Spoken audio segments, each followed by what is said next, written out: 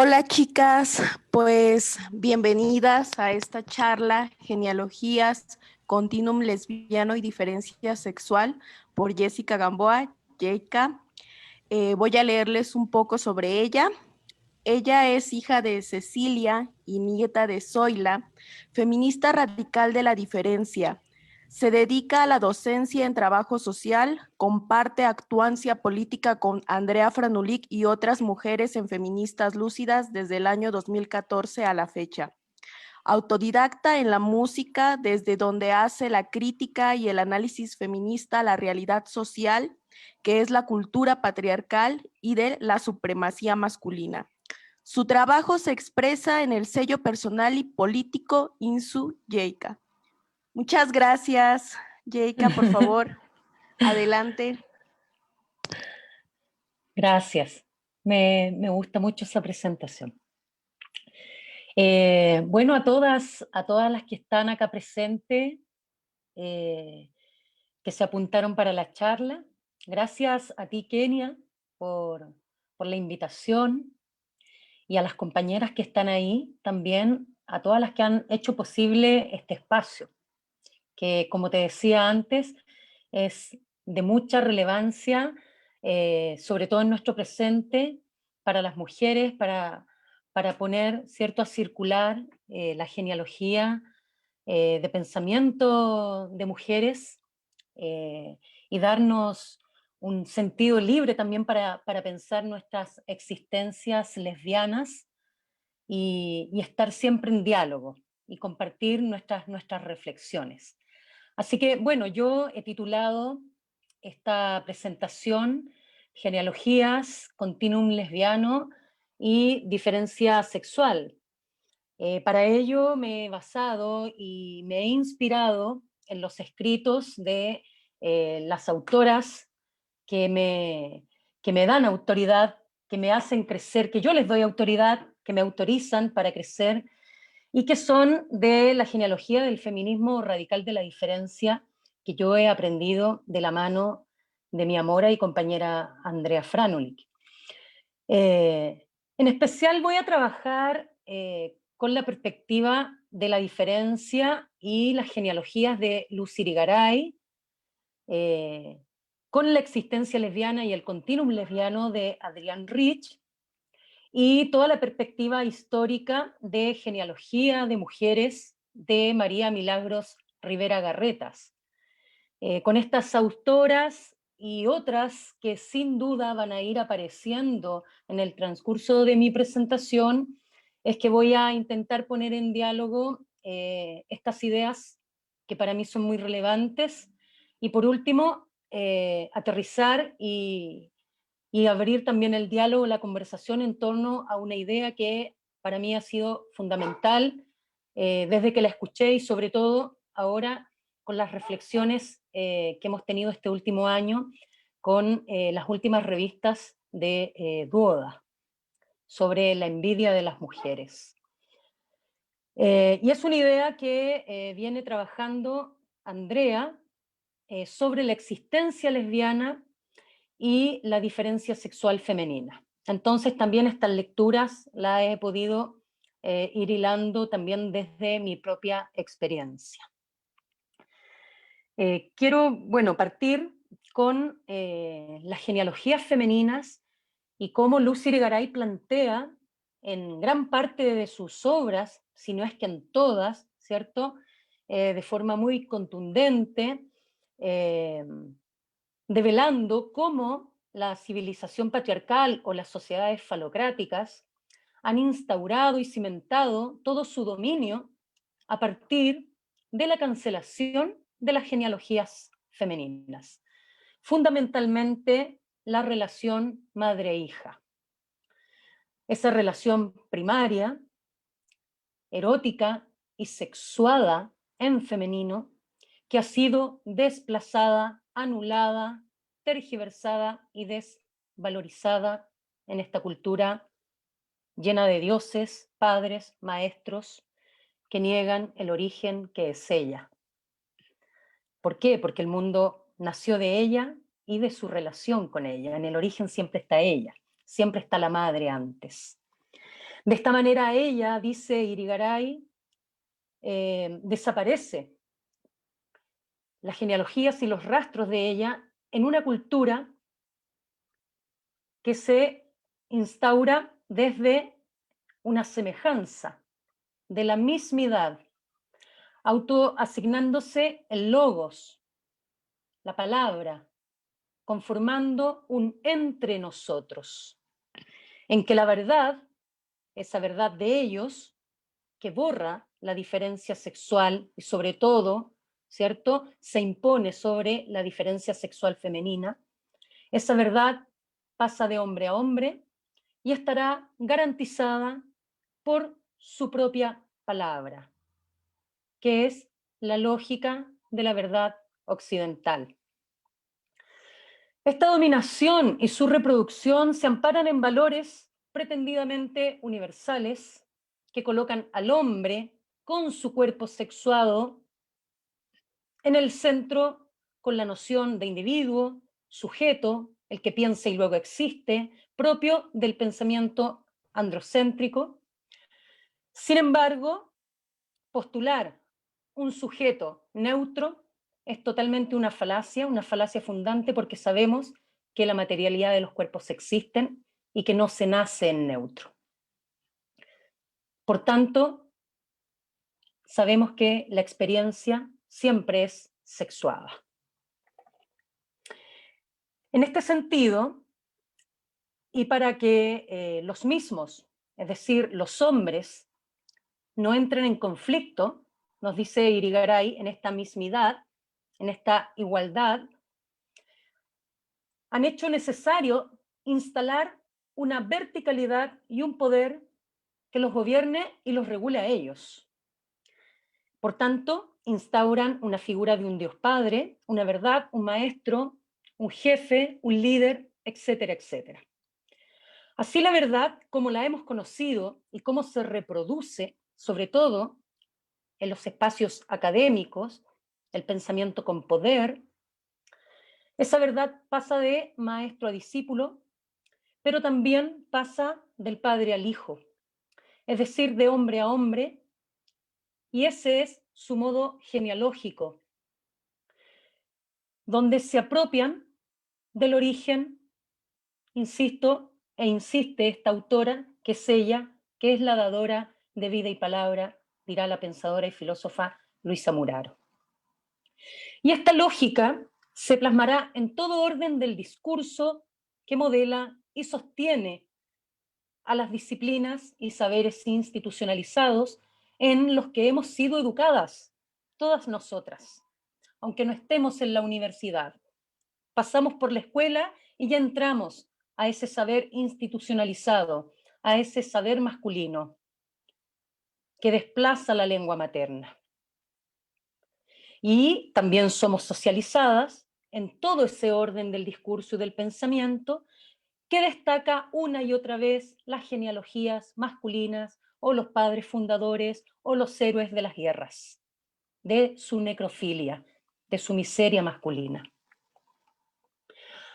De esta forma, nos dice Irigaray, este logos, que puede ser traducido como palabra, pensamiento, razón, discurso, argumento, la ley, se ha constituido a partir de formas concebidas por uno, por el mismo, el régimen del uno, cuyas representaciones quedan codificadas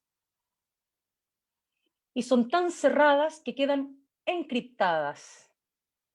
De esa manera, la diferencia femenina queda excluida y va a ser ocupada para ser inferiorizada y devaluada.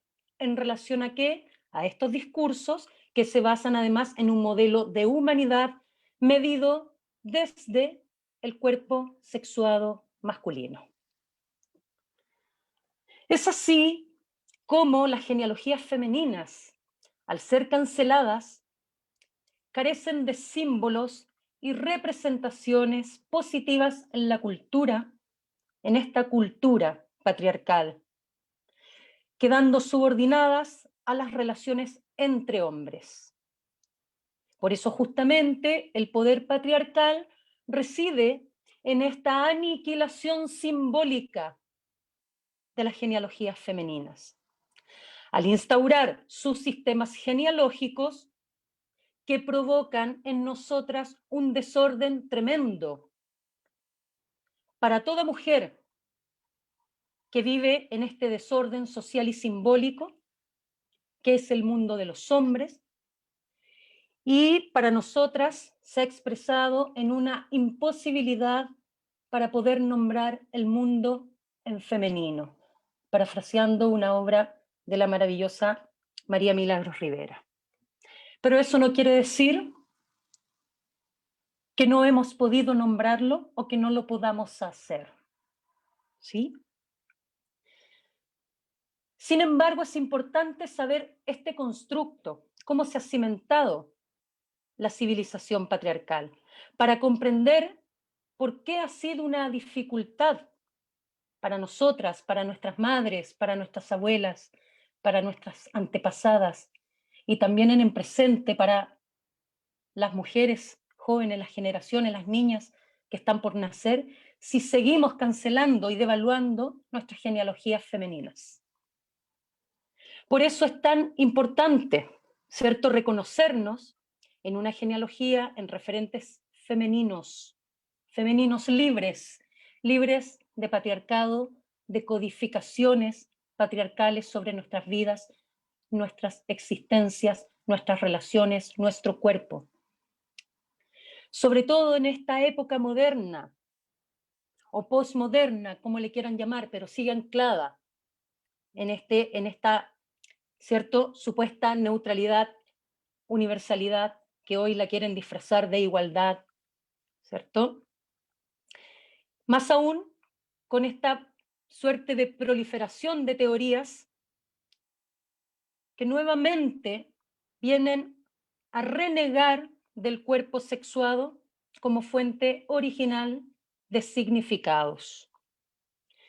En este sentido, la cancelación de las genealogías femeninas ha contribuido a la histórica y sistemática intervención de lazos entre mujeres para mantenernos fieles a su contrato sexual, con su régimen político sexual de la heterosexualidad obligatoria, a través de una serie de estratagemas y violencias que se perpetran sobre nuestros cuerpos.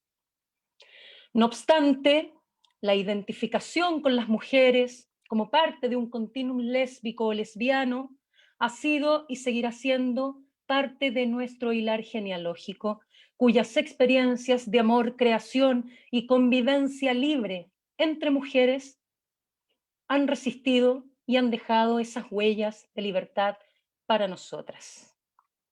Gracias a las pensadoras de la diferencia sexual es que hoy yo puedo verme más allá de la jaula patriarcal y pensarme desde un sentido libre de ser mujer y mi existencia lesbiana como parte de ese continuum. Contar con representaciones visibles de una genealogía de pensamiento y sentido libre de ser mujeres, del pasado, del presente, debe ser, porque lo es, una riqueza y fuente de valor necesaria para toda mujer que quiera vivir acorde a sus deseos y con independencia simbólica de los hombres, seamos lesbianas o no. Lo importante radica en el reconocimiento de nuestra diferencia sexual con su más, que radica tanto en la capacidad de ser dos, que es dar vida y palabra, y que puede ejercerse libremente, si así es nuestro deseo, con o sin hombre, como también radica en nuestro placer clitórico y sexualidad femenina libre. El cuerpo femenino y su más es precisamente, dicen las pensadoras de la diferencia, contener otra vida en tu interior. La apertura a lo otro está en nuestra diferencia sexual. Sin embargo, los hombres no reconocen este origen de que son nacidos de mujer, que han sido nacidos de mujer y que seguirán siendo nacidos de mujer, principio de toda obra civilizatoria. Cuerpo y palabra juntos, inseparables. Y esa razón de negar este origen que han creado y sostenido una civilización y una cultura basada en el dominio y en el control de nuestros cuerpos, con la violación, el matrimonio, el sistema prostituyente, al igual que la apropiación de las criaturas. Como el cuerpo es de la madre, el sistema social patriarcal, que lo niega, construirá un cuerpo social de individuos, ciudadanos, con roles, funciones, modos de organización, y que se edifica jerárquicamente, excluyendo la diferencia sexual y la diferencia sexual femenina, negándola con este pretendido neutro. De esta manera, nos dice Lucy Irigaray, ocurren dos cuestiones fundamentales y que se leen como opresiones, carencias o también injusticias. Una, que es que las mujeres que han dado vida y crecimiento a otras criaturas quedan excluidas del orden del mismo, el que los hombres han elaborado. Segundo, que la niña, aunque concebida de hombre y de mujer, no es admitida en la sociedad como hija del padre con el mismo trato que el hijo. Es más, permanece fuera de la cultura y conservada como un cuerpo natural cuyo valor será la procreación. De esta forma, la niña, nosotras, somos extranjeras en la cultura masculina, una cultura que nos es hostil y violenta. Es precisamente Carla Lonzi, y me encanta cómo ella nos hace pensar todavía más que nunca en nuestro presente, que aprovechemos ese vacío cultural para crear una cultura otra, para no seguir dando tumbos y querer encajar con el ropaje de la igualdad o querer desear ser como los hombres o ser un hombre. Lonzi muy lúcidamente sabe que el camino no es la dialéctica y escupe sobre ella y su amo, Hegel. La fuerza del varón reside en su identificación con la cultura. La nuestra es su refutación, dice en 1975, Revolta Feminil. La dialéctica se concibe en la hostilidad, la lucha de conciencias para lograr aplastar a la otra, y así se alcanza el reconocimiento. En cambio, la propuesta de Carla Lonzi va porque nos acerquemos a la autenticidad, es decir, situarnos por fuera de los sistemas jerárquicos con poder, que sobre todo se sostienen en prejuicios hacia las mujeres y lo femenino. Para Carla Lonzi lo fundamental es que abandonemos las relaciones instrumentales, las falsas lealtades, dirá Virginia Woolf, o más bien dicho Virginia Stephen, y pasemos a relaciones sin fin, relacionándonos con honestidad, con mediaciones tales que nos lleve y nos invite al reconocimiento, al reconocer a la otra, y no a base de la fuerza, de los escaños o cuotas de poder, sino por el gusto de estar en relación. El año 1972, Carla Lonzi, también en otro manifiesto de Rivolta, afirma: el feminismo comienza cuando la mujer busca la resonancia de sí en la autenticidad de otra mujer, porque comprende que el único modo de afirmarse a sí misma reside en su propia especie. Para mí, afirmarme en mi propia especie es la diferencia sexual femenina, y no avergonzarme de ser una mujer y reconocerme en un continuum lesbiano y que mi origen es mi madre. Por ello quiero destacar también en particular el gran aporte de Adrienne Rich, justamente el que saca a la luz con su escritura no solo a la existencia lesbiana, sino que coloca en palabras las relaciones de amor, amistad, compañerismo y resistencia que se han dado a lo largo de la historia entre las mujeres. Relaciones milenarias que han sido negadas, borradas y tergiversadas. Ella le ha llamado el continuum lesbiano. Sabemos que la heterosexualidad ha intervenido en los lazos y relaciones entre mujeres. fundamentalmente la existencia lesbiana, que ha sido el vínculo más castigado y silenciado. Por ello, Rich nos da tantas luces y muchas otras, porque en nuestro presente, más que nunca, no podemos obviar, con toda la información que existe, y todas las mujeres que hemos leído ya a Adrienne Rich, no podemos desconocer el carácter de obligatoriedad de la convivencia de las mujeres con los hombres y la supuesta naturalidad del deseo o atracción hacia ellos. Y en este punto quiero ser muy clara, corriendo el riesgo de ser tergiversada,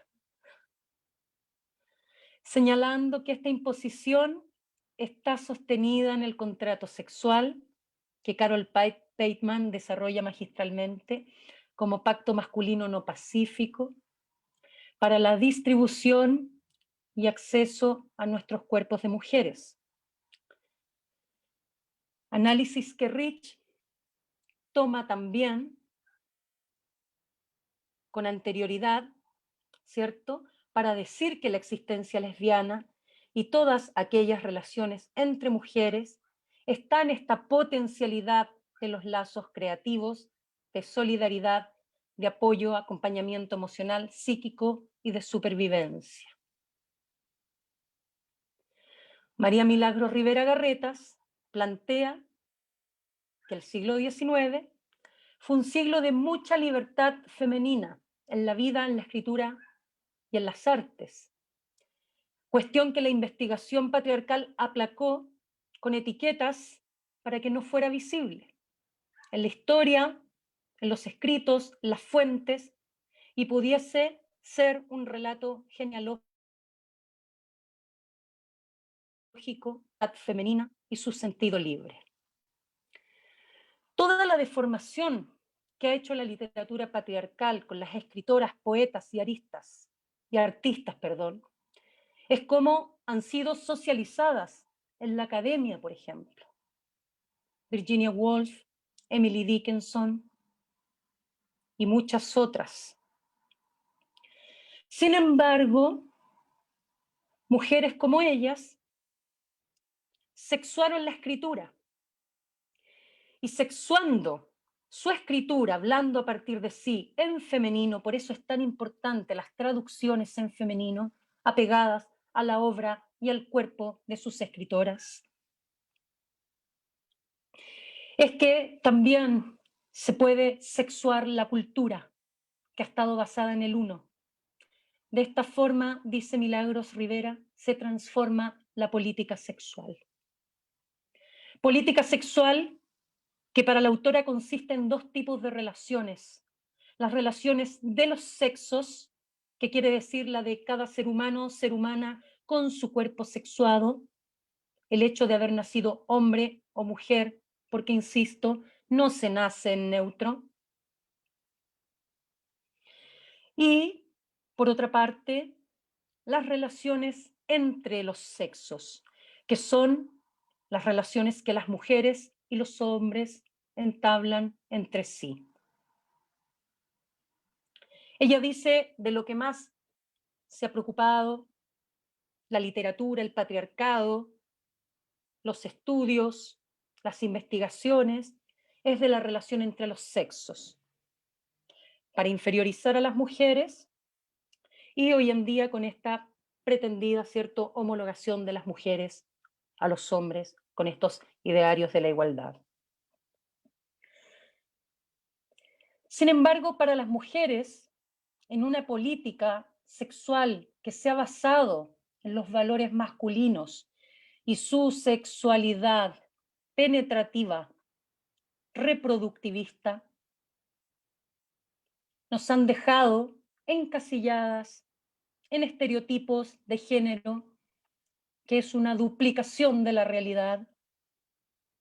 De esa manera, ha sido muy dificultoso que las mujeres podamos encontrar una expresión libre para nuestros deseos y palabras para decirnos. Por eso, hoy y antes pero hoy más peligroso que nunca es esta batalla por el relato. Porque esta batalla por el relato quiere redefinir qué somos las mujeres. Si somos un sentir, una identidad, si las lesbianas no son mujeres o si lo son, quienes se sienten más mujeres que las mujeres, quiénes son las mujeres, etc. Hay una batalla por el relato. Por ello es tan importante para nosotras retornar al orden simbólico de la madre, la lengua materna, darle autoridad a la madre, a ese origen que es ella, que es retornando a la primerísima infancia, cuando aprendemos el mundo y coinciden las palabras con las cosas. Las mujeres del pasado y muchas de nosotras también en el presente, seguimos desafiando y escapando o resistiéndonos. Y también hoy podemos decir que sí, también se elige vivir sin coito. Porque sabemos más que nunca que el patriarcado no ha copado completamente la vida de una mujer, ni su sexualidad, ni sus energías creativas. Los espacios monásticos, conventos y abadías fueron especialmente experiencias donde se sostuvieron y practicaron relaciones intensas de amistad espiritual o de amor erótico, formas de espiritualidad que al mismo tiempo fueron de inmensa creación de simbólica femenina. El monacato femenino y las abadías albergaron por muchos siglos a comunidades de mujeres que en su mayoría se refugiaron para huir del matrimonio, práctica que llevaron a cabo tanto mujeres jóvenes, adultas, viudas y madres. El monacato, en general, dice María Milagros Rivera, el monacato femenino, sobre todo, es particularmente revolucionario. ¿Por qué es revolucionario? Porque en su núcleo, con los votos de pobreza y obediencia, está la castidad. La castidad está en el centro. Porque el monacato, dice María Milagros Rivera, liberaba de la obligatoriedad no solo del matrimonio, sino que de la práctica heterosexual, de su coito reproductivista. También, ¿cierto?, de la maternidad. Y esto, dice ella, no era algo que estaba en los márgenes o que fuera ilegal. Estaba totalmente legitimado. Por eso nos plantea esta autora que incluso las mujeres, previo a la modernidad, incluso tenían espacios de libertad mucho más desarrollados que hoy en el presente, con toda esta idea de emancipación y de igualdad. El monacato femenino fue inventado y fundado por una mujer, Santa Macrina, la joven, hacia el año 350. Lo inventó al morir el novio que tenía destinado a ser su esposo, el pacto que había realizado su padre con este otro hombre. Después de que este hombre muere, ella decide no casarse jamás. De esta manera fundó el primer monasterio. Esto es en Roma, cerca del río Iris. Nos sitúa María Milagros Rivera, actualmente lo que se conoce como Turquía. Santa Macrina se fue junto a su madre, otras mujeres y también algunos hombres que querían dedicarse a vivir en castidad. Fue una invención simbólica de consagración de Dios, de índole de Dios, y no de índole del hombre, de índole terrenal. En ese sentido, el voto de castidad se concibe precisamente porque al fundar este monacato conviven hombres y mujeres que no practicaron el coito. Por ello, plantea María Milagros Rivera Garretas que la castidad en Roma, en la Roma clásica, republicana e imperial, era un valor político femenino y que el cristianismo posteriormente convirtió en un valor político también de mujeres y de hombres. Es decir, la castidad. En este sentido, hay que entender una mujer casta es una mujer que ignora el placer heterosexual porque lo conoce y no lo quiere seguir, no lo quiere practicar. ¿Sí? Por eso en el presente podemos encontrar mujeres castas. Mi abuela enviudó a los 50 y tantos años. Nunca más tuvo un hombre a su lado,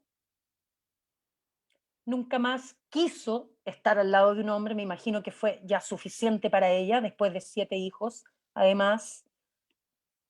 Y ella fue muy libre de coito.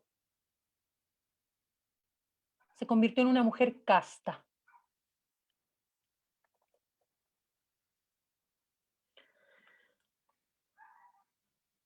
También podemos reconocer en la historia las denominadas mujeres viriles, que fueron mujeres que se apropiaron de los espacios simbólicos y materiales, pensados exclusivamente para los hombres.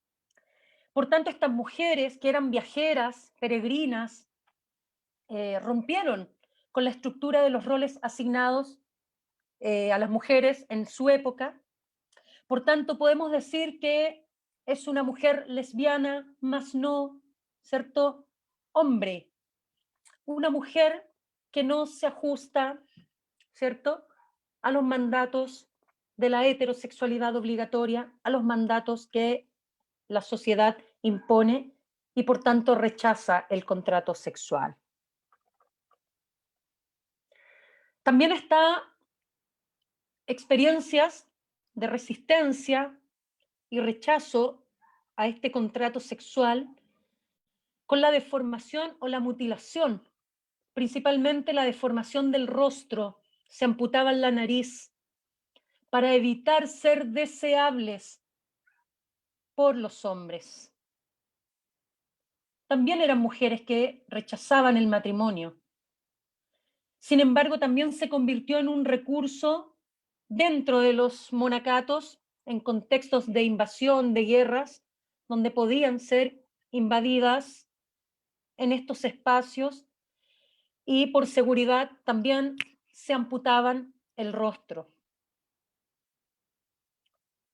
Las beguinas, que en pleno siglo XII fueron mujeres que vivieron en libertad, convivieron juntas, ejercieron pautas de espiritualidad libres, sin estar necesariamente en un monacato o en un claustro. ¿Qué practicaban ellas? También la castidad.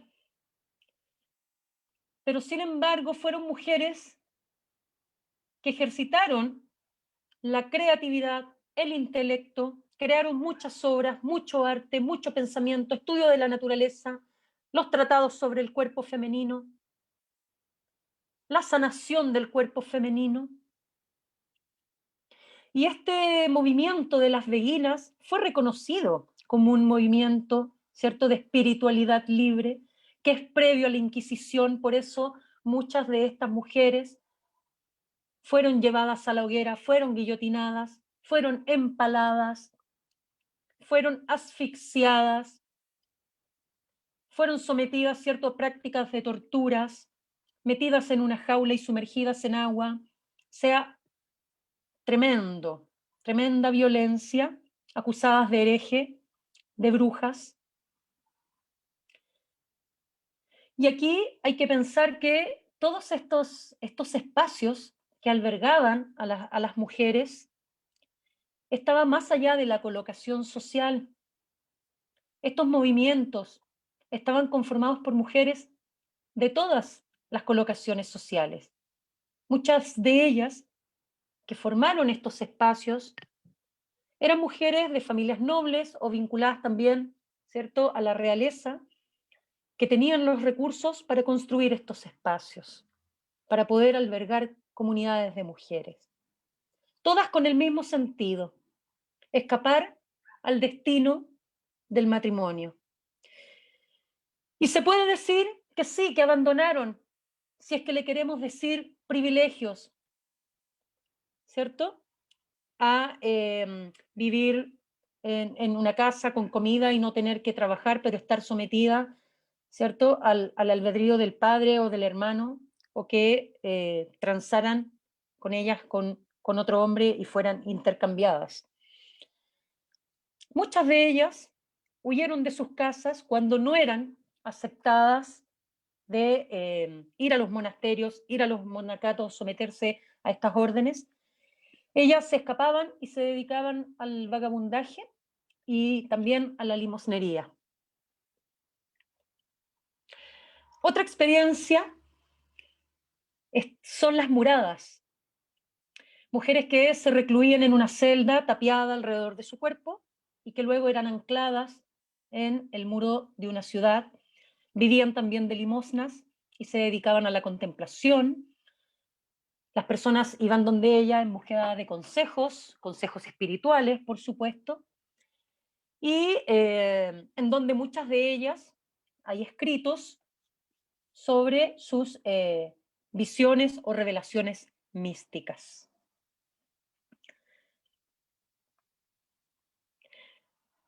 También encontramos las experiencias de las solteronas, las spinsters, ¿cierto?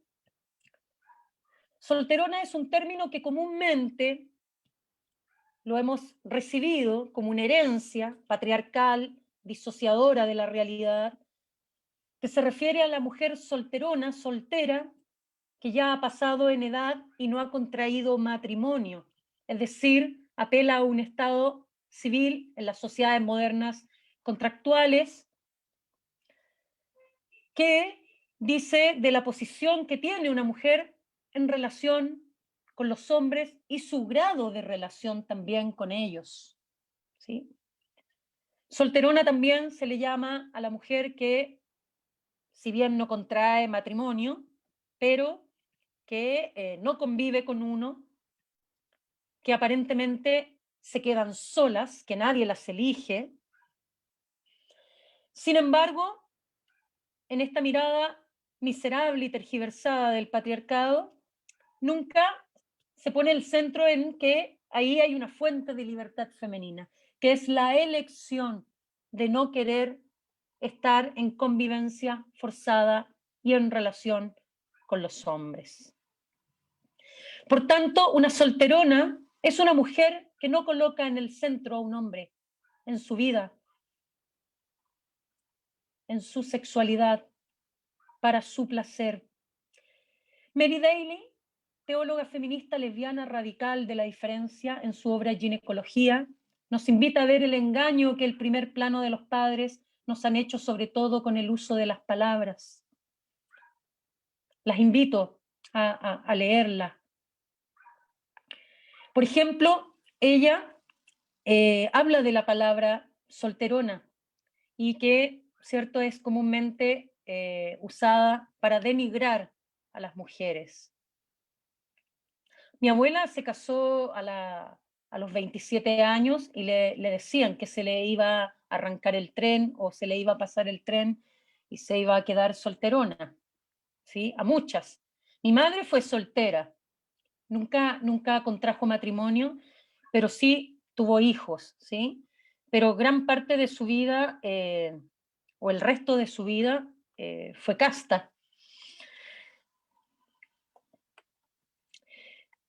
El sentido profundo de la palabra solterona, el significado de solterona es hilar, una mujer cuya ocupación es hilar, las hilanderas. Hilanderas que se han elegido a sí mismas y se definen a sí mismas por elección no en relación a los hijos ni a los hombres. Es autoidentificada, es una hiladora, dice Mary Daly. También en 1985 podemos encontrar un texto, un libro de Sheila Jeffries que se llama La solterona y sus enemigos. Y ella las define como mujeres que han optado por rechazar las relaciones sexuales con los hombres. También encontramos en este continuum, en esta genealogía, en quien identificarnos, en quienes, muchas, los matrimonios entre mujeres. María Milagros Rivera dice que eran practicables y pensables, que fueron legítimos en el siglo XIX en Inglaterra, Estados Unidos y Francia. Era un matrimonio legal fundado en la confianza, la convivencia y la comunidad de bienes. Con los accesos, cierto también, que las mujeres comienzan a tener a las universidades, a las escuelas, con el movimiento sufragista y con el mínimo de independencia económica que una mujer podía tener, que era muy importante, ¿cierto? Virginia Woolf ya nos dice de eso en el cuarto propio, luego en Tres Guinea, lo importante que es tener independencia económica para no tener que estar sometida a estas falsas lealtades, a pensar, tener que pensar como el padre y el hermano o el marido. Esta mínima independencia permite también que muchas mujeres decidan llevar a cabo su vida sin hombre. Se van a vivir juntas, muchas de ellas maestras. Se hacen compañía, se cuidan mutuamente, se aman, se erotizan. Muchas de ellas hasta la muerte. Así podemos encontrar en obras como Mujercitas, de Louisa May Alcott, ¿cierto? Y el relato de su obra, aunque lamentablemente sabemos que fue obligada por su editora a casar a la protagonista. También encontramos las amistades íntimas o románticas, con muchas cartas de amor, la amiga confidente. Fueron los siglos XVII hasta el XIX, en donde toda esta circulación de cartas, estos viajes, tu dama de compañía, esta relación entre mujeres jóvenes, adolescentes, que por mucho tiempo las preparaban para el matrimonio, pero se les permitía tener estas amistades, estas damas de compañía, en donde se generaron vínculos y relaciones tremendamente profundas de amor. Y aquí podemos, ¿cierto?, reconocer este continuum lesbiano, este amor entre mujeres, este amor erótico, esta existencia lesbiana. Si yo les preguntara ahora en este momento a todas ustedes, las invito a compartir por el chat o la que quiera abrir el micrófono, ¿con qué mujeres en nuestro presente se identifican y se reconocen?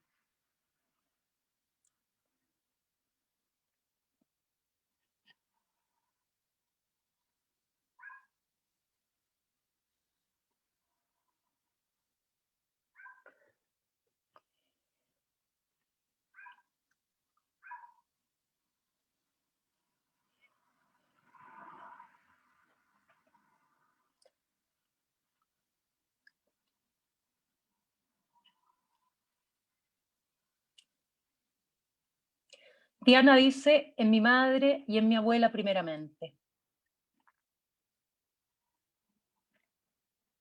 Gracias, Diana. Carla dice, en mi abuela y una amiga en especial. Gracias, Carla.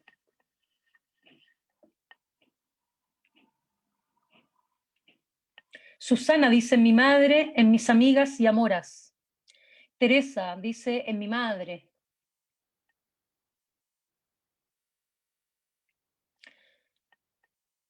Luisa Peña dice, con mi madre, hermanas y amigas. Jennifer dice mi madre, mi hermana, en otras lesbianas. Sacbe dice mi madre, hermanas, mi sobrina, con muchas mujeres. Y exclamación. Bien. Itzel dice con mis hermanas, mi sobrina. Ah, ya la leí. Kenia, con mi madre, mi abuela, mis amigas, pero también con mujeres de otras épocas. Mujeres que son admirables para mí. Gracias, Kenia.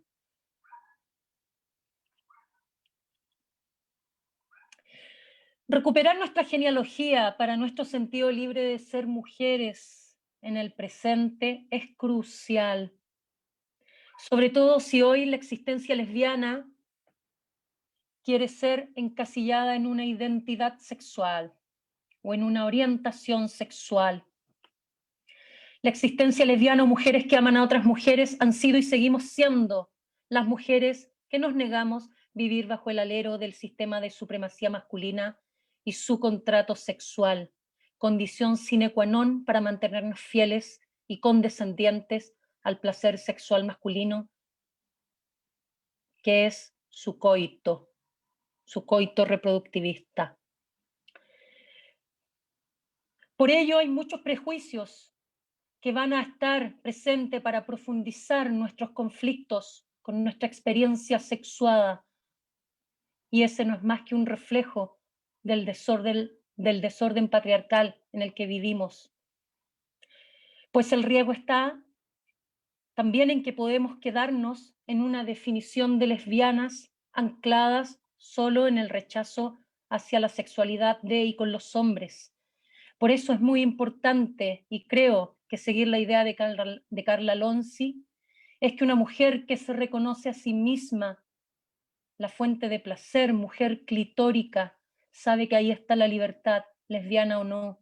El placer clitórico es femenino, por tanto nos pertenece. Sin duda, la mujer que ama y desea sexualmente a otra mujer y se afirma en su existencia lesbiana, rompe radicalmente con el esquema o estructura básica de la heterosexualidad obligatoria y el contrato sexual. No obstante, para llevar a cabo una sexualidad femenina libre, dice Andrea Franulich, la mujer lesbiana necesita tener mayor conciencia de su diferencia sexual. De no ser así, puede dejarse sucumbir por el desorden patriarcal. Parafraseando a Andrea, traer o dejar entrar la presencia fantasmagórica del falo en las relaciones de amor entre mujeres.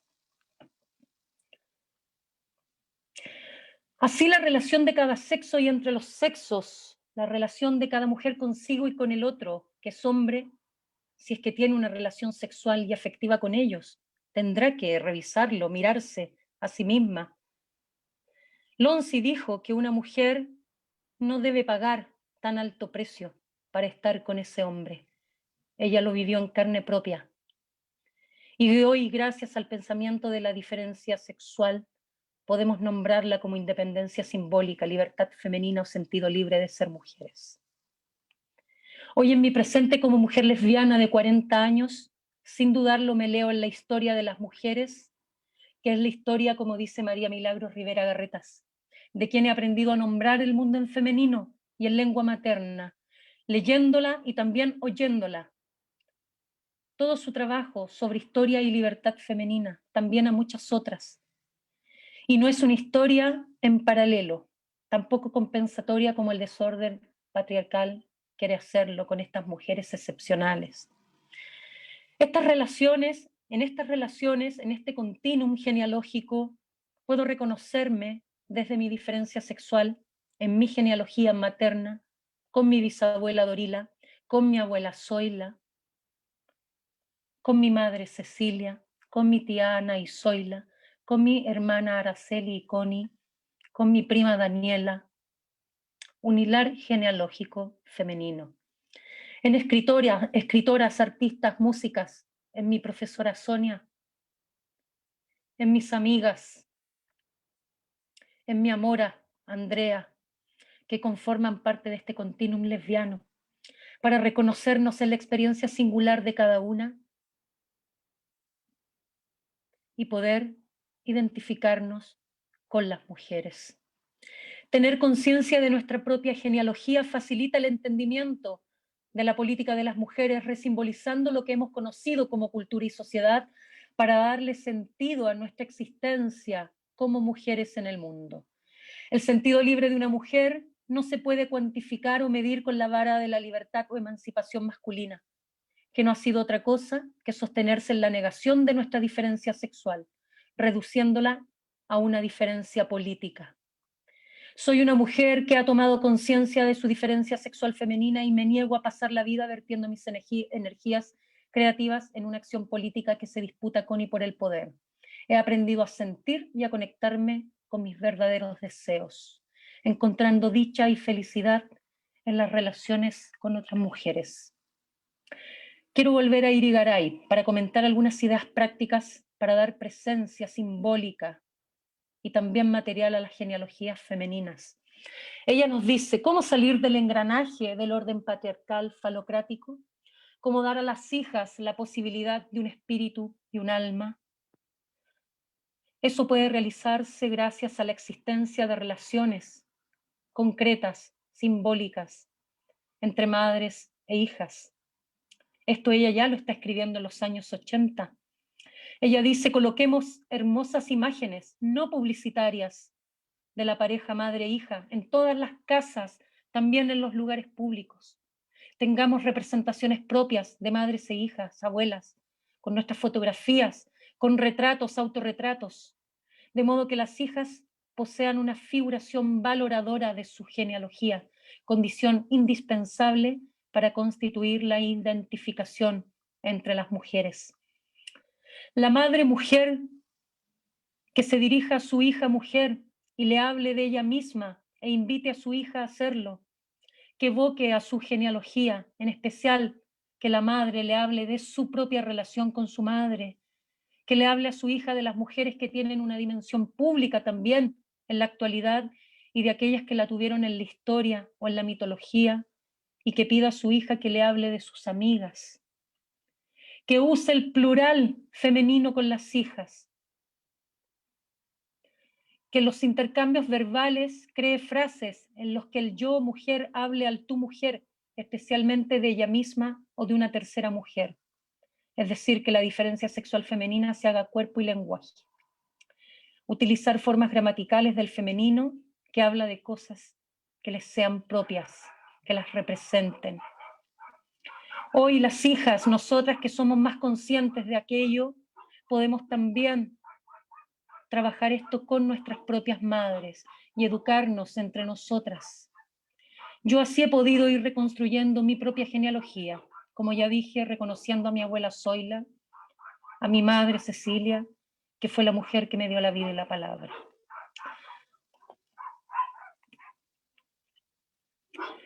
Creo que acá hay un primer desafío de tomar conciencia de ello para la práctica política, que es estar en relación, que implica la no separación de tus experiencias primarias con tu madre, tu abuela, tus amigas, con esas mujeres de carne y hueso que han significado para ti cuestiones importantes y también cuestiones dolorosas. Descubrir un orden simbólico de la madre, a mí, y sé que a muchas también le ha cambiado la vida, porque los valores masculinos y su discurso de la miseria ya no me hieren, ya no nos hieren, porque no les damos crédito en nuestras mentes, en nuestras vidas, en nuestras casas, en nuestras camas. Muchas también sacaron al patriarca de sus camas. En tomar conciencia lo he vivido con el dolor que ha sido reconocer mi necesidad de amor y de ser amada por mi madre.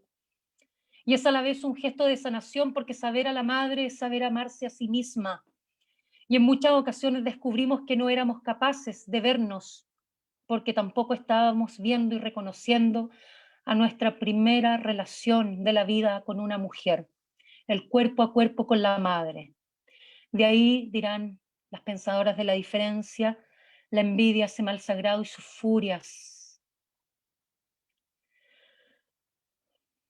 Para ir cerrando y dejar un espacio para la conversación, para los comentarios, quiero hablar de una política de la relación y de la autenticidad de los vínculos, con la disparidad, pues el reconocimiento se expresa en la palabra, no solo en los grupos, sino con las mujeres concretas que conforman esos espacios, con las relaciones duales, las relaciones de afidamento.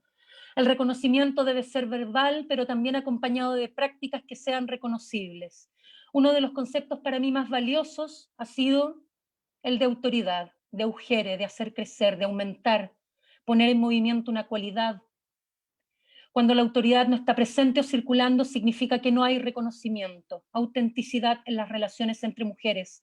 Por ende, la mediación se trunca y se transforma en algo negativo, en competencia, en sentimientos de inferioridad, superioridad, desencadenando muchas veces experiencias destructivas y dolorosas.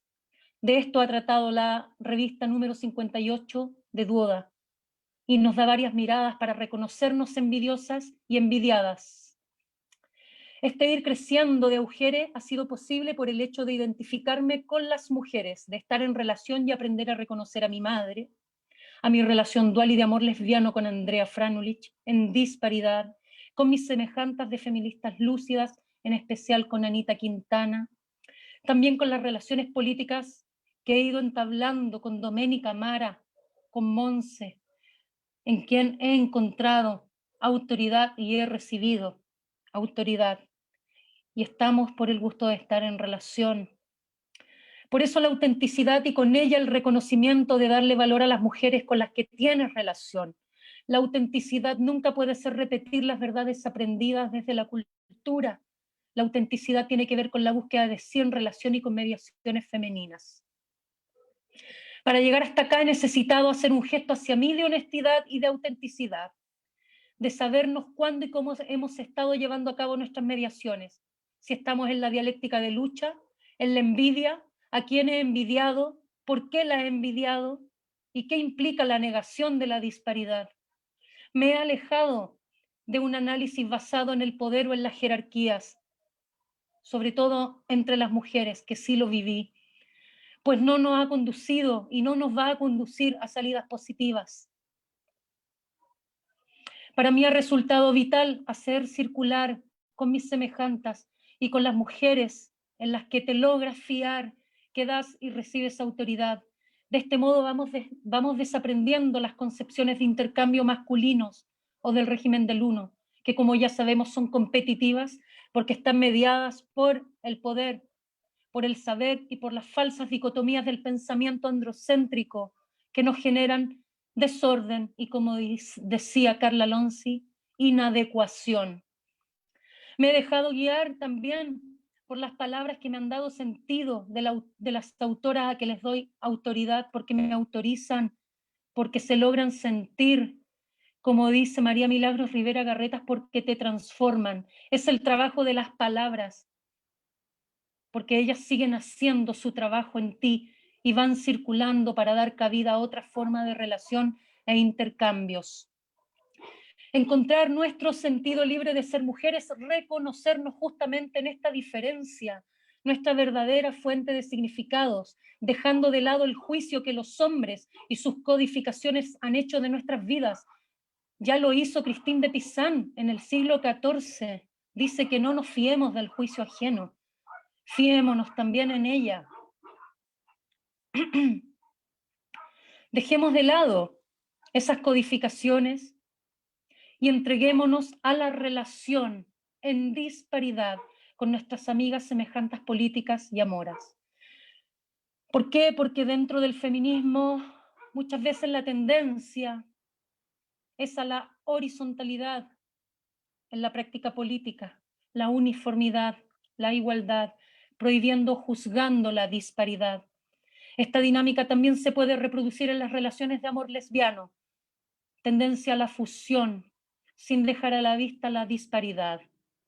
La autoridad femenina se va construyendo de relaciones significativas en la medida que una mujer usa una mediación femenina para relacionarse con el mundo, creando sociedad y autoridad femeninas. Hay autoridad femenina cada vez que una mujer recurre a otra para realizar su deseo. En consecuencia, en cambio, la autoridad femenina, dice Lía Chigarini, retrocede cuando una mujer deja de referirse a la otra o incluso permite que los hombres descalabren y desgarren estas relaciones. La disparidad trata de la diferencia cualitativa entre las mujeres, el más de una y de otra, no de un más y un menos, como dice la codificación patriarcal, sino el más de una y de otra, de otras. La práctica de la disparidad se requiere para la realización del deseo femenino, de ese deseo femenino libre, y con el reconocimiento del más que tiene la otra mujer y que yo no tengo, pero necesito para sacar afuera mi deseo y que vea la luz, debo reconocerlo, reconocerla. Así podemos cancelar las relaciones instrumentales que no son recíprocas, no son de reciprocidad. Tenemos que hacer circular autoridad con reconocimiento público y no solo en la intimidad de la relación. Por ello, para mí, hablar de genealogías, de continuum lesbiano, es precisamente estar en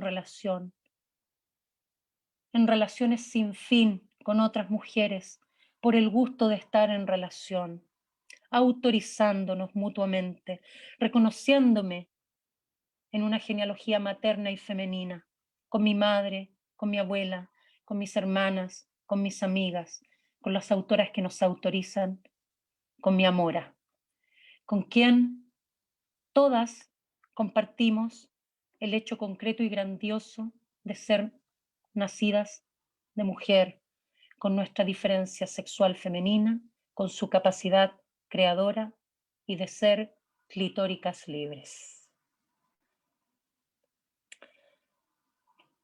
Eso, muchas gracias. Espero no haber ido muy rápido, son muchas ideas, pero para dejar el tiempo para conversar. Muchas gracias, Yeka. Pues yo creo que podemos dar paso a las preguntas, los comentarios. ¿Hay algún comentario?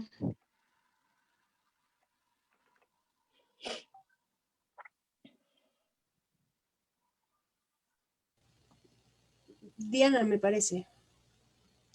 Diana. ¿No? ¿Alguien más, chicas? Sí, pero en un momentito estoy elaborando.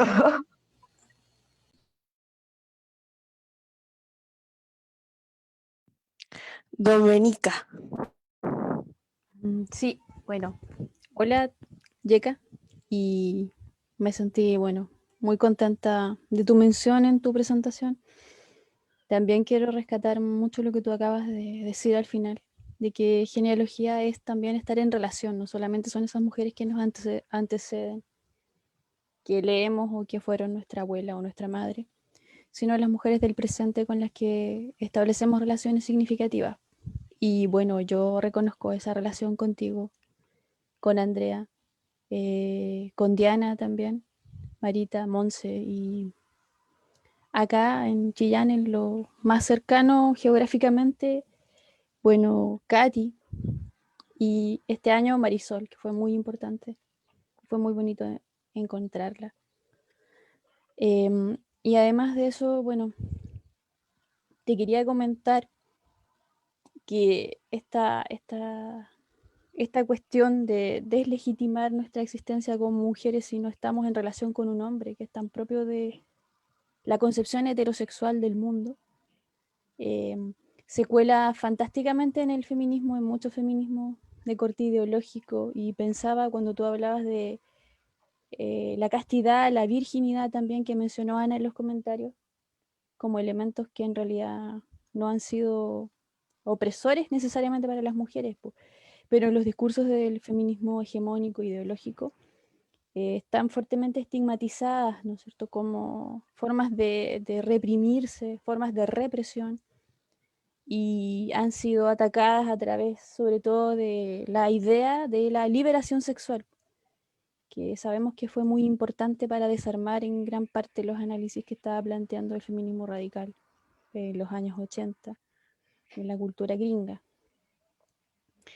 Y además me quería, bueno, detener un poco en el asunto de las solteronas, porque, bueno, aparte de todo lo que tú dijiste, los análisis feministas sobre lo que significa la soltería para una mujer, lo que puede significar y lo que ha significado históricamente, pensaba en toda la tradición de la que conocemos como cultura popular, ¿no? Que de pronto se nos quiere adherir a nosotras las mujeres como algo que tenemos que defender, porque se supone que tendríamos que identificarnos con todo lo que se identifique con la opresión, ¿no? Y me acuerdo de que alguna vez leí o escuché decir a la Margarita Pisano que ella despreciaba con mucha fuerza todo lo que se conocía como cultura popular, precisamente por su misoginia irredenta, esa misoginia que incluso se deleita en ser misógina porque se supone que viene de sectores populares de hombres a los que por estar en una situación de opresión nosotras tendríamos que apoyar o con los cuales tendríamos que identificarnos.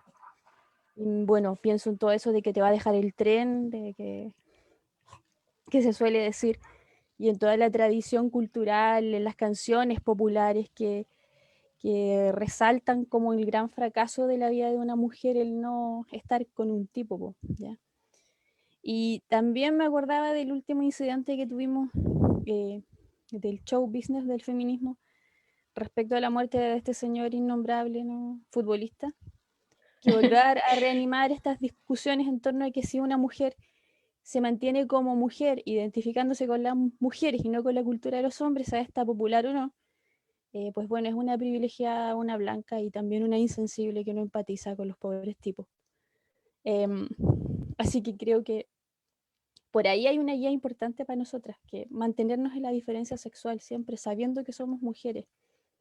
Entre nosotras hay diferencias, por supuesto, pero cuando hablamos de los tipos y de las atrocidades que son capaces de hacer y los despliegues de miseria que son capaces de tener, y desde el feminismo o desde ciertos sectores de mujeres nos vienen a pedir que nos identifiquemos con ellos, la idea y los planteamientos de la diferencia sexual a mí me mantienen clara y tranquila y me permiten situarme en otro lado, donde no me generan ni simpatía ni empatía, ¿cierto? Sino más bien risa, me da mucha risa y también me generan lejanía estas expresiones de la cultura popular que no es otra cosa que misoginia transformada en tradición. Y bueno, chica, muy bonita tu presentación, me gustó mucho y te agradezco por haber compartido todas esas ideas con nosotras. Yo también quiero hacer un comentario. Me Yo parece también. muy importante. Bueno, tú ya. Tú, Eh, yo eh, después. Me parece muy importante entender cómo afecta esta cancelación de nuestra genealogía, cómo genera un desorden simbólico que obviamente es material. Y parece entonces que las mujeres somos encasilladas en la opresión que ejercen los varones sobre nosotras. Y esto que tú nos dices, ¿no? Ser mujer va más allá de esta dialéctica de opresor y oprimida, pero también observo mucho dentro del paradigma posmoderno esta idea de que todo es agencia, todo es revolucionario, toda decisión está en neutro, está en el vacío y somos más que la opresión. O sea, me encuentro como en esta disyuntiva, como de sí, no solo somos este ejercicio de violencia de los hombres hacia las mujeres, pero también tenemos que encontrar qué ejercicios son parte de nuestra genealogía, de esta potencialidad creativa. Entonces, no sé si me pudieras ayudar a aclarar un poquito esta idea que la he tenido y que después de leer a María Milagros, como que la voy aterrizando un poquito más, ¿no?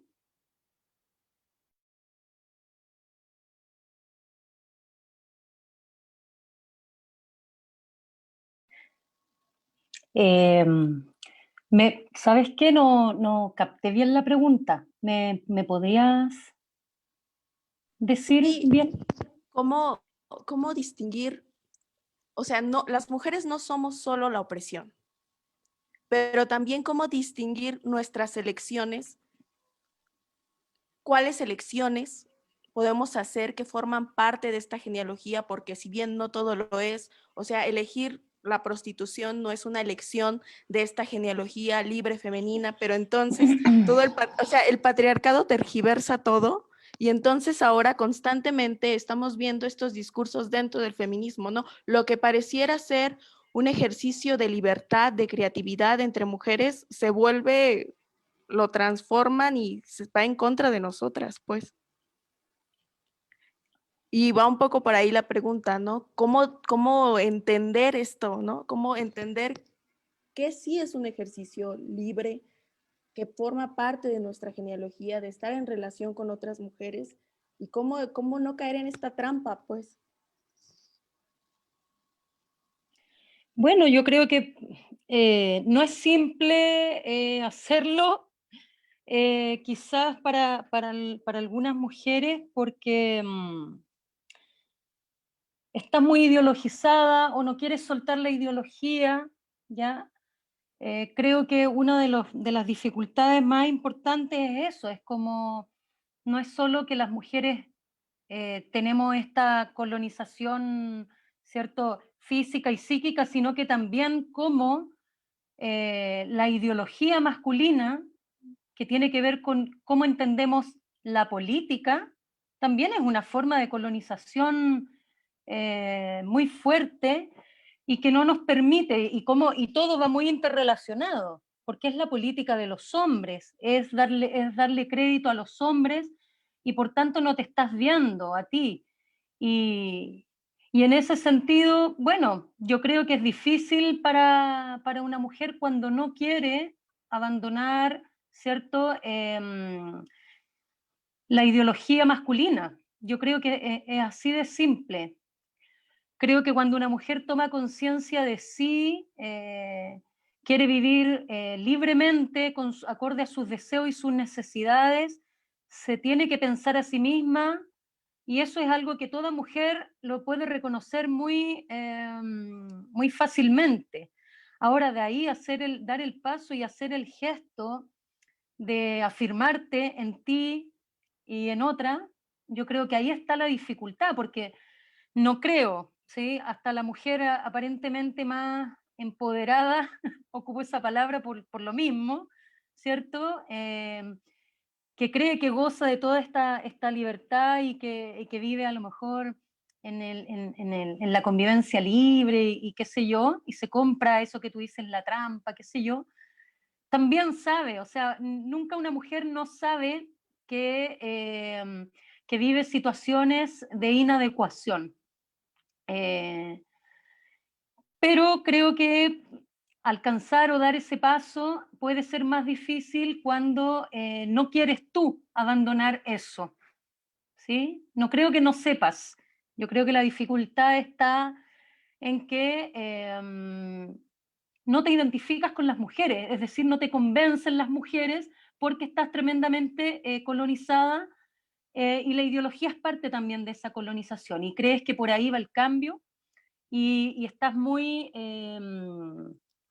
le das mucho crédito todavía al patriarcado en tu vida, en tu mente, y por tanto no te lees por fuera de de la libertad o de la emancipación masculina, ¿sí? Eh, bueno, para Carla Lonzi, ella nos plantea, ¿cierto?, esta salida de la autenticidad y ella lo plantea fundamentalmente porque ella tenía una relación heterosexual, todas sabemos, con Pietro Consagra, y ella lo que da cuenta en este diálogo y que es que él no quiere abandonar, ¿cierto?, su lugar, no quiere tener la apertura a lo otro que se necesita para estar en relación.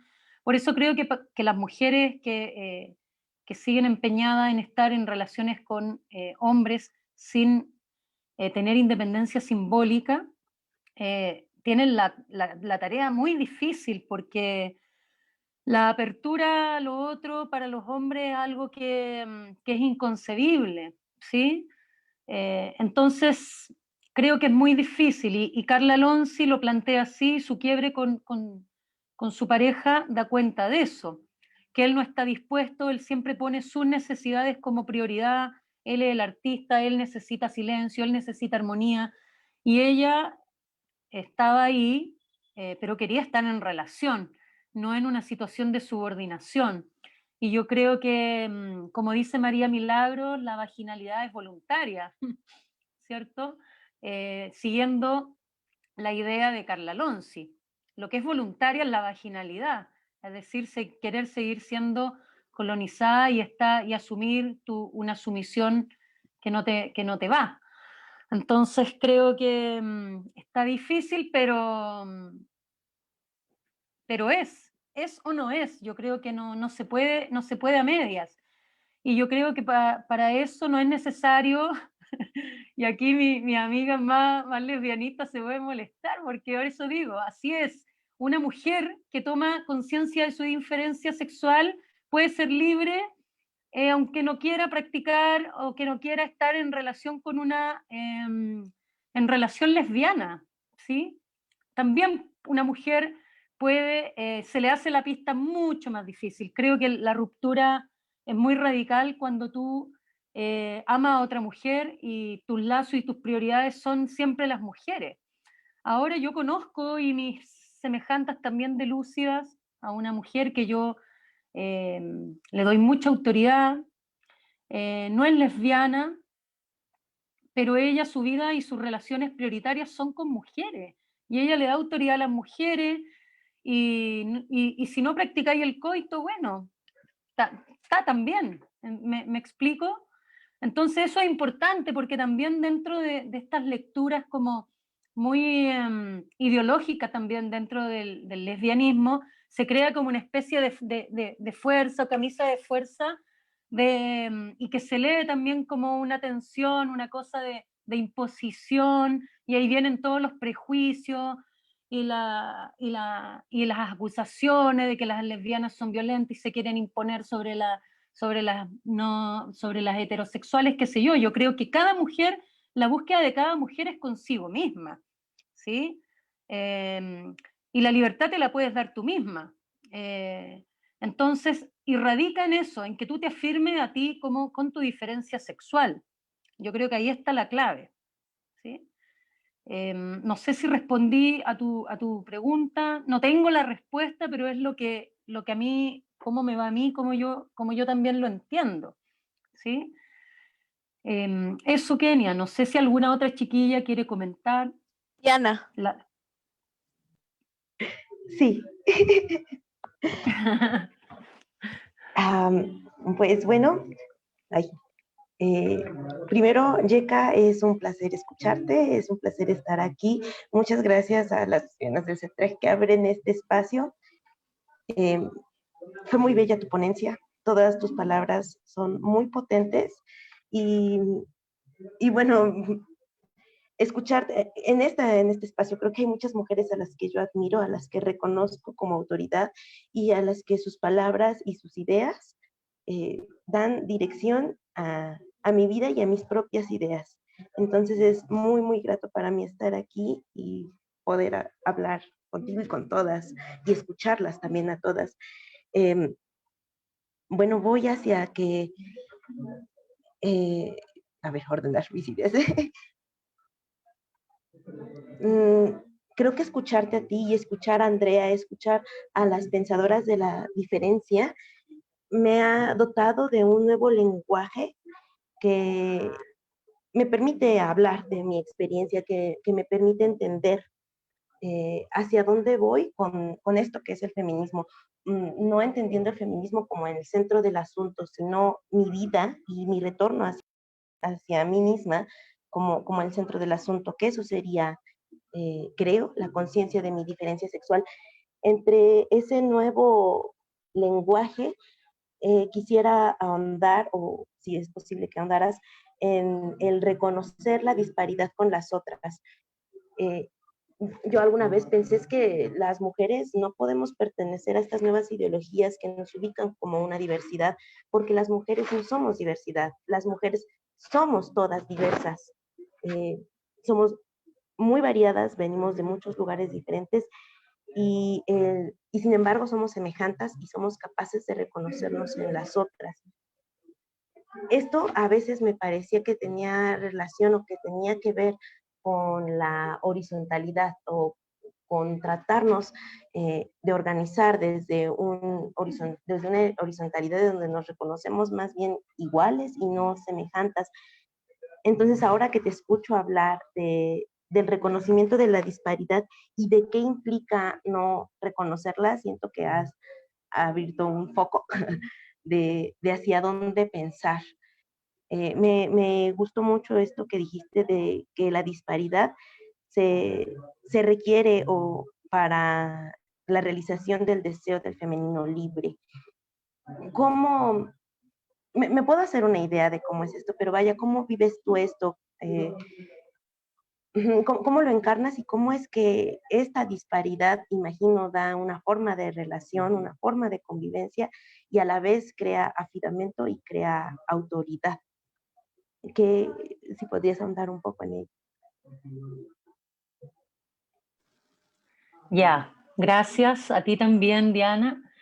Bueno, yo creo que esto es la base de la política de las mujeres, que es la política de la relación, de la cual yo también he aprendido y sigo aprendiendo. O sea, esto no es el pensamiento del pensamiento, como dice María Milagros, sino que es un pensamiento hecho palabra, hecho práctica, sentir también, y va a estar en relación, ¿ya? Y por tanto, como en el centro están las relaciones y las relaciones entre mujeres son fundamentales, ¿sí? Eh, pero para eso necesitamos reconocernos no solo distintas de distintos territorios o que somos distintas, qué sé yo, en edad, qué sé yo, tenemos, todo eso puede ser parte también de la disparidad, ¿sí? Lo que nos hace iguales, o sea, nuestra semejanza nuestra semejanza es la diferencia sexual, ¿sí? Somos mujeres nacidas de mujer. Bueno, los hombres también son nacidos de mujer, pero nosotras somos nacidas de mujer y somos mujeres, ¿sí? Y nuestra primera relación dispar es con nuestra madre. Y es una relación también asimétrica. Es decir, nosotras no somos igual a nuestra madre, de ella aprendemos, ella es nuestra maestra, ¿sí? Y con nuestras relaciones de semejanza, que yo creo que, bueno, van muy de la mano, porque si yo no reconozco autoridad a mi madre, difícilmente también voy a reconocer valor en otras mujeres, porque ahí está anclado también esta dificultad de reconocer a la otra en su más. Por eso que también se vive a veces como un conflicto interno, esta envidia, ¿cierto?, que experimentamos las mujeres porque la hemos sentido. En principio, cuando tú me preguntas, ¿quieres que yo te hable a partir de mí? Bueno, eso también va de la práctica de hablar a partir de sí, desde la política de las mujeres y la política de la relación. Una se tiene que reconocer que ha envidiado para también saber de qué ha visto en otra un más. Es decir, esa diferencia cualitativa que yo veo en la otra, pero que si no la sé reconocer, se transforma en un sentimiento que puede ser destructivo para mí, que lo vivo como una envidia, como la envidia es un sentimiento terrible, porque se vive en silencio, cuando es una envidia profunda, y siempre es una envidia hacia una otra semejante, cercana, que tiene también valor para mí.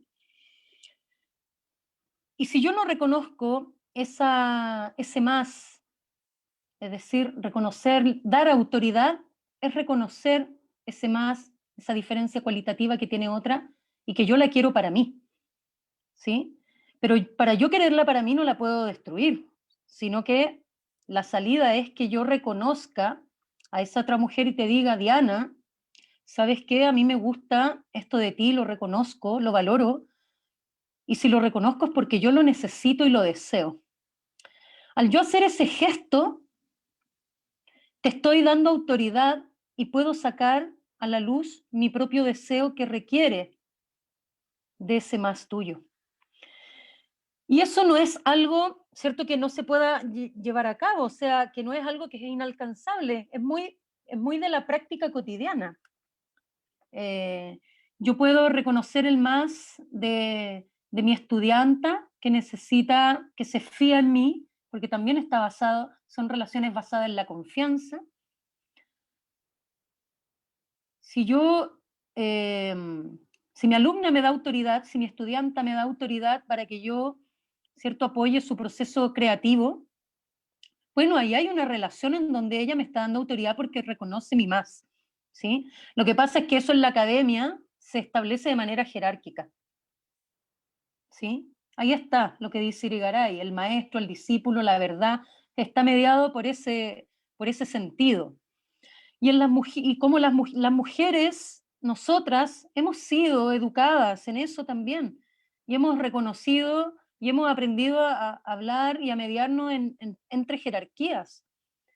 Pero lo que nos hará libre a las mujeres no es mediarnos a través de relaciones instrumentales, es decir, que yo me acerco a otra o me relaciono con otra, con un grupo, qué sé yo, para obtener algo que yo pueda cuantificar, que me va, no sé, servir para subir en la escala social, sino que yo busco a otra para estar en relación. Y ese estar en relación requiere de estar en confianza, de reconocer en la otra su más, y no es un más algo que es extraordinario. O sea, toda mujer tiene su más. No es algo extraordinario, una cualidad que tú nomás poseas, sino que es la cualidad que tú ves en la otra, en tu semejante. Y no es que tengas que reconocer esa cualidad para sacar el gran proyecto. No, son relaciones de intercambio cotidianas, pueden ser proyectos creativos, puede ser que tú quieras hacer un fanzine y tú dices, oye, esta semejante tiene esta capacidad de trabajar con el Photoshop, no sé, estoy poniendo un ejemplo muy básico, no sé, pero yo estoy viendo ahí una cualidad y con esa creatividad y yo necesito, ¿cierto?, para cumplir ese deseo, saco ese deseo a la luz y lo hago explícito. Le digo a la otra, ¿sabes qué? Yo tengo este deseo de llevar a cabo este proyecto y para eso yo reconozco en ti esa habilidad, esa potencialidad y a mí me encanta tu trabajo y me gustaría si podemos crear juntas algo así. Entonces, en ese sentido, claro, la disparidad se da en distintos ámbitos, en distintos niveles, ¿sí? Y es circular. Y en los grupos, sobre todo en el feminismo muy ideológico, esto de que las mujeres somos todas iguales, la sororidad no nos podemos destacar, si una se destaca, acusada de autoritaria, o la relación jerárquica, si hay una que ve que tú tienes una potencialidad no lo dice y probablemente empieza a sentir envidia y esa envidia la corrompe por dentro y puede tornarse en efectos muy destructivos, ¿cierto? Porque la envidia es destructiva, la envidia está muy ligada a no reconocer esta relación primaria de disparidad con la madre, de autoridad con la madre, ¿sí? La Andrea Franulich escribió su texto sobre la envidia en donde ella dice que la envidia es enemiga de la disparidad. Entonces, a ver si, no sé, aprovechando que está la Andrea acá también presente, si quisiera comentar sobre eso, ¿sí? Pero la autoridad es muy así, es muy, parece compleja, parece muy complejo todo esto, oye, esto que el afidamento, qué cosa tan rebuscada. Para mí es muy rebuscado hablar de la fenomenología, para mí es rebuscado hablar de todos esos términos muy de la dialéctica y qué sé yo, y la filosofía de la sospecha y todos esos términos tan patriarcales, pero decir autoridad, que es distinto de autoritarismo. El autoritarismo viene de potestas, no de autoridad de augere, de hacer crecer, ¿sí? Entonces, lo podemos practicar, lo podemos llevar a la práctica de la autoridad, siempre reconociendo, y es muy importante hacerlo explícito para hacerlo circular, sobre todo en los grupos. Tú a veces dices, no, del grupo tanto, lo dice Elías Chigarini, no lo digo yo, en su política del deseo. No, es que yo aprendí tanto de este grupo, por ejemplo, Feministas Lúcidas, ha sido tan importante, pero Feministas Lúcidas es un nombre que le dimos al espacio. Ese espacio está conformado por mujeres que son dispares. Entonces, cuando yo digo le reconozco autoridad a Anita Quintana, que es una semejante de Lúcida, es porque con ella yo he sacado deseos míos a la luz, me he fiado en ella, he sido explícita con ella y ella ha sido explícita conmigo en su reconocimiento, ¿sí? Y eso no quiere decir de que yo con las demás semejantes de feministas lúcidas no tenga un amor, no reconozca su más, no tenga una relación potente, profunda, sino que eso es lo importante, que la autoridad circula. En este momento para mí, yo reconozco en Anita, porque con Anita he entrado en una relación de afidamento y de autoridad, y nos autorizamos mutuamente y estamos llevando a cabo un proyecto creativo juntas, ¿sí? También en conjunto con el resto de las semejantes, pero esa es mi relación que yo reconozco ahí en este momento de afidamento. Asimismo con Andrea Franulich, ¿sí? Yo reconozco en ella esta relación de disparidad. Y también la disparidad tiene que ver en que cada una tiene su más y cada una también su potencialidad. No somos una sola, nos amamos, pero no somos una sola que no permita distinguir la Yeca de la Andrea, ¿sí? La Andrea ha sabido sacar a la luz mi más y yo también saco mucho más de la Andrea. Entonces, esto es así, ¿ya? Es ponerlo en práctica. A veces nos resulta, a veces rebotamos. Bueno, tiene que ver con la práctica, de estar en relación y de reconocer y hacerlo explícito. Eso, no sé, Diana, si te contesté. Sí me contestaste. Muchísimas gracias, chica. Otra pregunta. Sheila, ¿tenías? Ah, sí, Sheila. Sí, muchas gracias. Pues igual, gracias, Yeka. Algo que no me queda claro entonces es qué significa el lesbianismo desde este feminismo de la diferencia, ¿no? Porque, o sea, no sé, o sea, de pronto yo leyendo también a Millet, ¿no? Como lo personal es político, y algo que hemos planteado también colectivamente es que yo creo que el lesbianismo sí es una parte como de es un medio para ser una mujer clitórica, ¿no? Y que creo que tener alguna relación con hombres, aunque no sea el coito, tiene una implicación política. Entonces, desde el feminismo de la diferencia, ¿qué significa la lesbiandad, no? Como un fin, como qué es. Y ya, esa es mi pregunta. Bien, bueno, no, para la perspectiva o el pensamiento de la diferencia no pone su centro en el lesbianismo propiamente tal, así como ismo menos, ¿cierto? Pero la cuestión, el centro está en la diferencia sexual, que es la diferencia de ser hombre y de ser mujeres, y por supuesto para ellas la diferencia femenina es fundamental. Y reconocernos mujeres es fundamental, y también para una mujer que se reconoce en su existencia lesbiana, ¿sí? Entonces, en ese sentido, cuando se dice mujer clitórica, que es una figura de Carla Lonzi y que la ha seguido desarrollando María Milagros Rivera con la revolución clitórica, no quiere decir que el ser clitóricas es una patente o es una exclusividad de la mujer lesbiana, porque todas las mujeres tenemos clítoris. La diferencia está en que la mujer que está, ¿cierto?, en relación heterosexual, desplaza su sexualidad femenina libre, clitórica, y somete, ¿cierto?, se somete o se deja colonizar por el coito heterosexualidad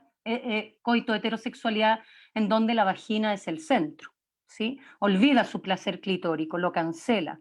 Ahora, eso no quiere decir de que si tú eres una mujer lesbiana, yo soy una mujer lesbiana,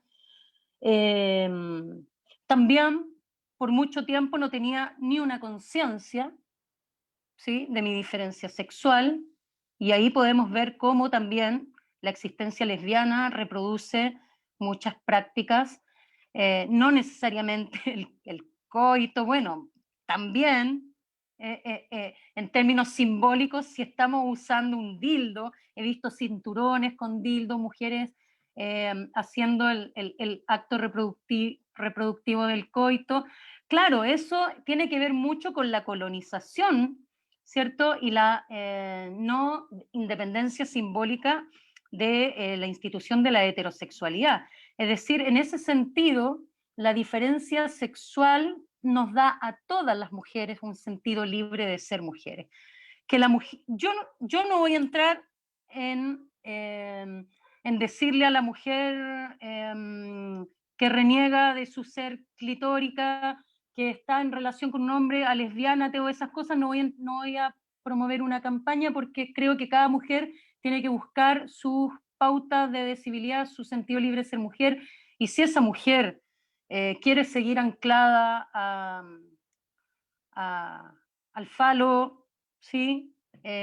Simbólico y material, con el marido o con la pareja, qué sé yo, bueno, es su elección, insisto, es una elección que la mujer, sabemos que hay una imposición, o sea, por eso yo decía en un inicio, acá con todos estos análisis, todas estas lecturas, ya que las mujeres sigan diciendo de que la heterosexualidad es algo natural, ¿cierto?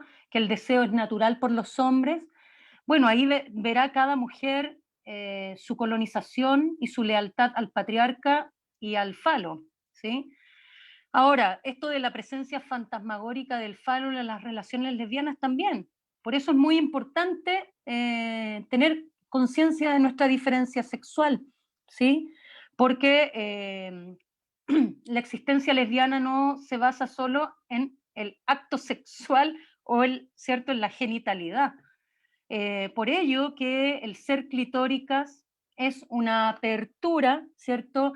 Es la descolonización de la vagina y es la posibilidad para cualquier mujer de retornar a sí misma, de tener independencia, no solo sexual, sino que simbólica, ¿sí? Reconociéndose mujer y mujer clitórica, somos todas clitóricas. Hay que retornar a nuestro ser clitóricas, ¿sí? Toda mujer experimentó el orgasmo femenino, el placer clitórico lo experimentamos desde niña.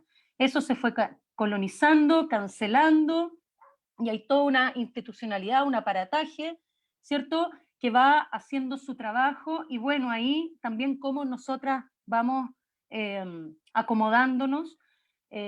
Algunas se acomodan más y lo hacen, y lo viven así, y lo asumen como algo natural, otras no.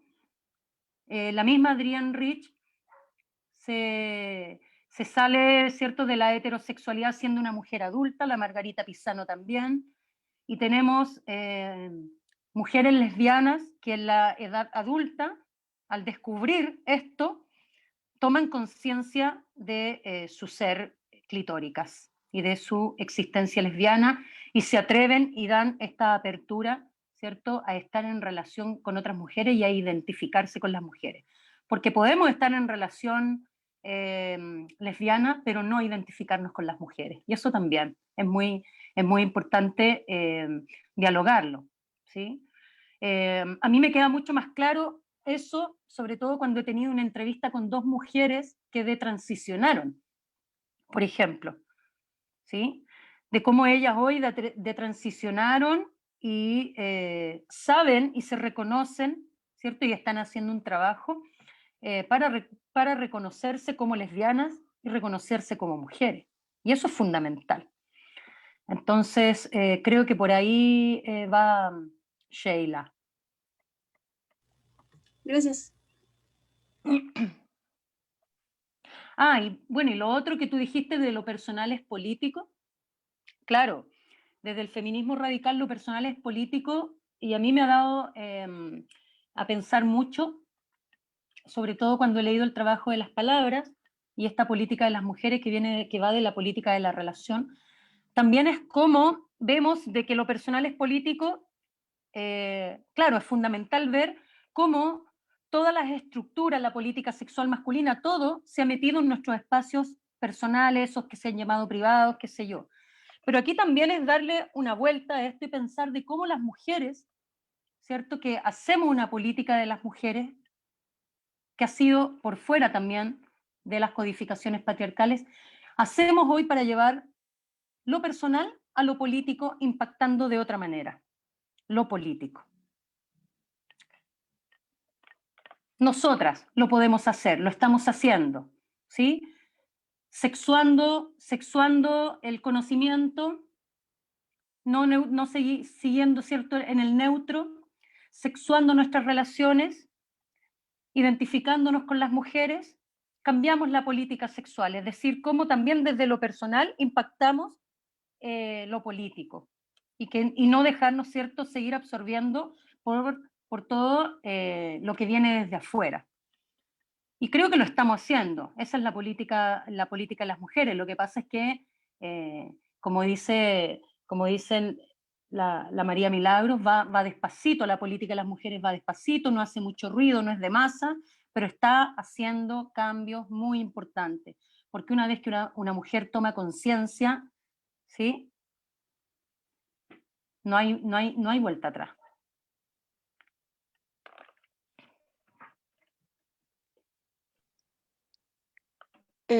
¿Hay alguna otra pregunta, comentario para ir cerrando?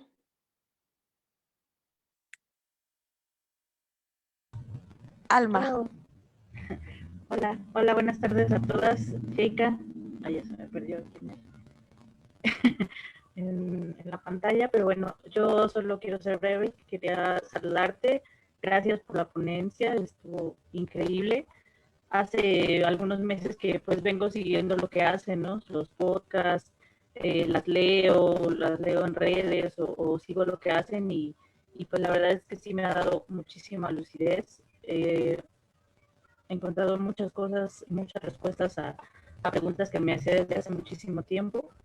Entonces, pues gracias, ¿no? Por eso ha sido un placer estar acá y escucharte, digamos que de cerca, y pues ver que hay otras mujeres de la geografía de acá donde yo me encuentro en México, mujeres lesbianas que reconozco, que encuentro, que por ahí he visto en otros lugares, y mujeres que están en Chile, ¿no? Ustedes, Domenica, Andrea, y bueno, es como mucha emoción pues saber que estamos en el mismo espacio, que nos estamos escuchando.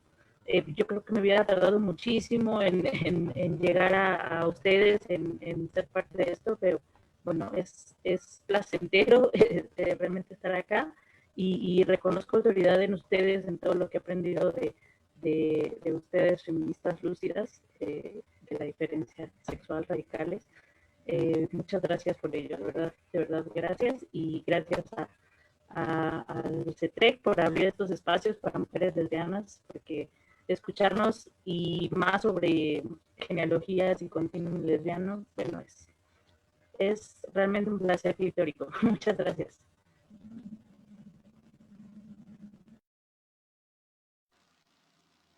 Muchas gracias a ti. Muchas gracias. La Andrea Franulich, no sé si quiere comentar.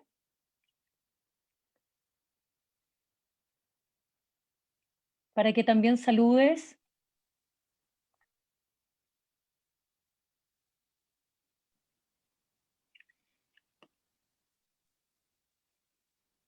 Hola a todas, sí.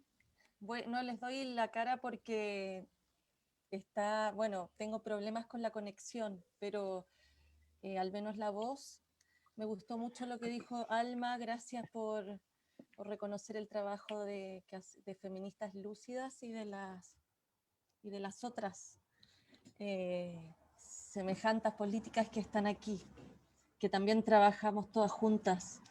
No sé, decir algo más. Me ha gustado mucho, Yeka, muchas gracias. Gracias también por el cariño que me expresas. También, bueno, es recíproco. Y me ha gustado mucho tu charla con todas las cosas con tantas cosas que nos contaste, nos dijiste, el recorrido histórico y toda esta articulación. Me he quedado pensando con las preguntas que han hecho las participantes, con lo que preguntó Kenia y las otras chicas. Sí me he quedado pensando en esas preguntas, pero bueno, no es el momento de alargarse. Solo saludarlas y darles muchas gracias por acogerme aquí, a Kenia, y a todas que están aquí. Un gusto verlas, a las amigas también un gusto verlas, sus caritas, y también a las que no están con caritas. Bueno, pues muchas gracias, Yeika. La verdad es que tu presentación, el tiempo que le dedicaste, el empeño con lo que nos mostraste, tus saberes, te lo agradecemos muchísimo. Estamos muy felices, muy contentas, nos llevamos muchas preguntas, muchas reflexiones que tenemos que hacer. Y bueno, a todas las que están aquí con nosotras, muchas gracias por estar. Pues vamos a terminar ya por cuestiones de tiempo, pero les mandamos un grande abrazo en donde estén, hasta Chile, hasta Guatemala, etcétera. Abrazos a todas y pues estamos viéndonos. Muchas gracias a ti, Kenia, por considerarme en participar. He estado muy contenta. También me voy con las preguntas. Después a ver si queda el video, entonces las puedo retomar y siempre da para seguir escribiendo, pensando. Y fue un gusto conocerlas. Yo a ti ya te he ubicado por las redes, a la Sheila también. A Jenny no la conocía, pero ha sido un gusto conocerlas. Y ojalá sigamos en relación. Sigamos en relación. Sí, sigamos en relación. Abrazos a todas, chicas. A Nos todas. vemos. Chao, chiquillas. Que estén muy bien a todas las que asistieron.